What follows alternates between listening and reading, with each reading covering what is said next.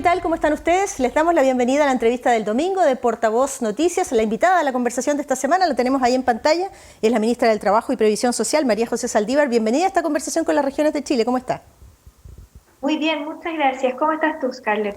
Bien, bien, pero estamos un poquito preocupados. Fíjese, ministra, que esta semana, bueno, en el último reporte del Ministerio de Salud ya hemos conocido de más cuarentenas, de más confinamiento. Eso significa crisis económica también para muchas familias que nos están viendo desde Arica a Magallanes.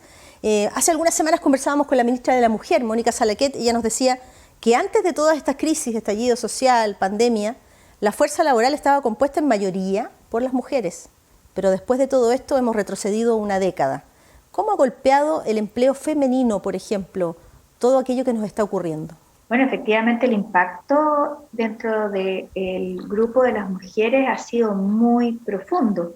Y ha sido muy profundo por varias razones. Uno, porque las actividades en las que la mayoría de las mujeres normalmente nos desempeñamos tienden a tener que ser muy presenciales, ¿no es cierto? Normalmente las mujeres están dentro del mundo de la salud, del mundo de la educación, del mundo del servicio, y por cierto fueron actividades productivas en las cuales no podíamos seguir haciéndolas de manera presencial. Y eso hizo entonces que un número importantísimo de mujeres perdieran sus puestos de trabajo y que no se vieran rápidamente recuperados, como sí ocurrió, por ejemplo, en la construcción, que es un área que predomina mayoritariamente la fuerza con fuerza de trabajo masculina, pero que nosotros vimos que se vio muy afectada al principio de la crisis, pero que después se vio reactivada. Pero además de eso, hay razones que son culturales y que tenemos que buscar el mecanismo para avanzar. Y quiere decir que la mayoría de las mujeres, cuando estamos en una situación en la cual no está garantizado el cuidado de los menores o el cuidado de los adultos mayores, tendemos nosotras a hacernos cargo de esas realidades, independiente que haya también un papá o que hayan también hermanos hombres, ¿no es cierto?, en el caso de nuestros adultos mayores. Entonces, las labores de cuidado también se recargaron mayoritariamente en las mujeres. Entonces, aquí se dio una ecuación que es muy peligrosa, y es que las mujeres mayoritariamente perdieron sus puestos de trabajo, pero que además, mientras no esté absolutamente recuperada esta situación que era la anterior, no están saliendo a buscar trabajo. Entonces, estamos en una situación que, tal como plantea la ministra Salaquet, es como que si hubiésemos retrocedido 10 años en la incorporación de las mujeres dentro del mundo del trabajo. Y eso claramente nos tiene muy preocupados, y es por eso que las distintas políticas públicas que se han construido para hacerse cargo de la problemática del empleo tienen un foco en mujeres. Tenemos entonces como las mujeres las más afectadas por esta pandemia, pero ¿cómo entonces el Estado y en particular el gobierno se enfoca en prestarles ayuda? Estoy pensando, por ejemplo, el postnatal de emergencia y toda la red de ayuda de la que hemos escuchado en los últimos días al presidente, por ejemplo. Bueno, a ver, aquí lo primero que hay que darse cuenta es que nosotros vamos a tener distintos instrumentos según también cómo estemos con la crisis sanitaria, ¿no es cierto?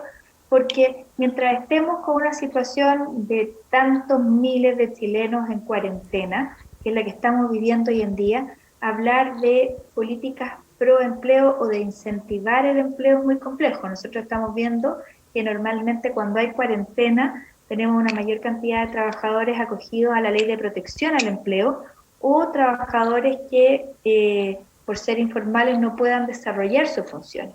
Entonces, esta red de protección que se ha ido construyendo desde el primer día de la pandemia y que ahora el presidente de la República da a conocer nuevos ámbitos en los cuales se va a fortalecer, lo que busca es que, por una parte, mientras estemos en cuarentena, tengamos ayudas económicas, ya sea a través del IFE, del bono COVID o a través de estos bonos que están dirigidos a la clase media o los préstamos solidarios, que cuando tengamos una situación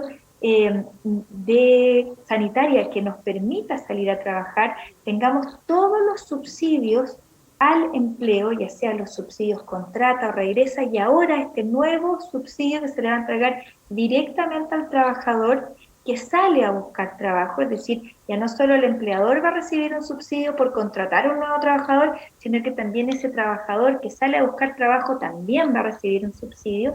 Y tenemos también toda una línea que lo que busca es ayudar a entregarle solución a aquellas mamás que tienen niños menores y que hoy en día, como no está resuelto el tema del cuidado, claramente es muy difícil. Y ahí tenemos entonces la extensión del postnatal de emergencia, o también tenemos este subsidio Protege, que es para todas aquellas mamás que trabajan en empresas con menos de 20 mujeres trabajadoras y que les da un subsidio de 200.000 pesos mensuales por 6 meses para que puedan contratar a alguien que está a cargo de sus hijos cuando ellas salen a trabajar.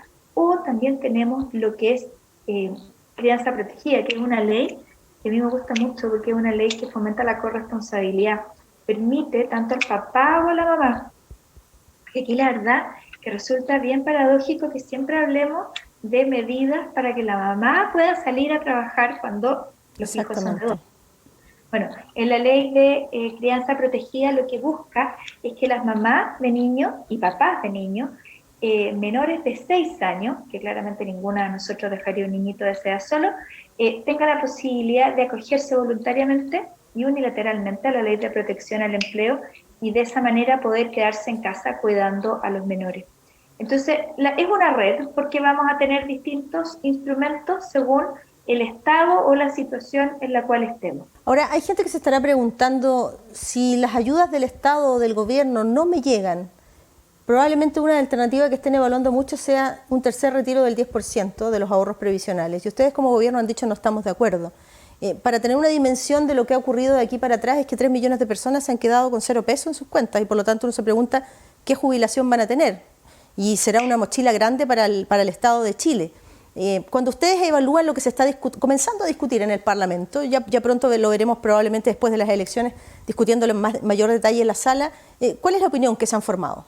A ver, lo primero es que si una persona dice a mí no me ha llegado ayuda, lo primero es que nosotros le invitamos es a volver a revisar, porque muchas veces la razón por la cual no me ha llegado ayuda es porque estaba mal la inscripción o tuvimos algunos errores. Por ejemplo, al principio muchas de estas ayudas fueron más restrictivas, pero todo eso se ha ido corrigiendo. Por ejemplo, antes se pedía que tenía que demostrarse una caída de los ingresos de al menos un 30%. Bueno, ahora para todas aquellas personas que tengan ingresos hasta los 400.000 pesos no tengo que demostrar absolutamente ninguna caída de ingresos.